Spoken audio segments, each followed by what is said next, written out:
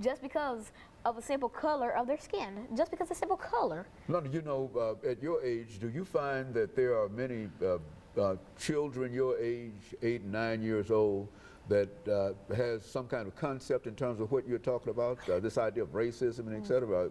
Or have you heard any of them express some of the things that you're talking about? Where'd you get this information from?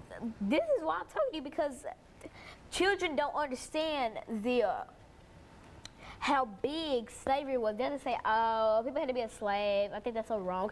They don't understand how complex that was. They don't understand how cruel that was, how horrific and how terrible slavery was. And I got all this information because I've read social studies, and I just want people to know that if you see somebody being bullied or something, like I said earlier, bullied, stop it. So you're saying that bullying can also be racism, and is that an example you're trying to give us? Yes, that's how bullying can be. It was slavery, racism, slavery, segregation, bullying, cyberbullying, and more. I've had bullying.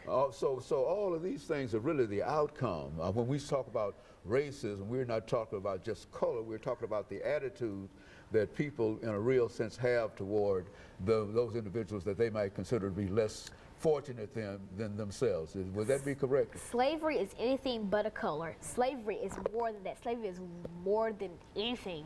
Slavery is so important, and people need to get up and smell the roses because they don't understand how important this is. They need to get up and drink the coffee. Get up and understand how big this is. Now, I think you were also a part of the 140th celebration of Tennessee's entrance into the Civil War, were you not? And you did a lot of information in reference to that, about the importance of that. And so you're still saying that young people your age ought to be concerned not only about the 140th year anniversary of the Civil War, but they ought to be really concerned this day about slavery. Is that what you're saying? They need to get in the know. They need to learn about where they came from, and they need to learn about their history. They need to learn about their real family tree, how their family tree came to be. Okay. They need to learn about themselves. Okay, very good, Lana. And so this is the end of this second segment. And when we come back, we're going to pick up on some other aspects of this. But that's essentially the kind of information we wanted. And of course, we'll be back with our audience following this very, very short commercial break.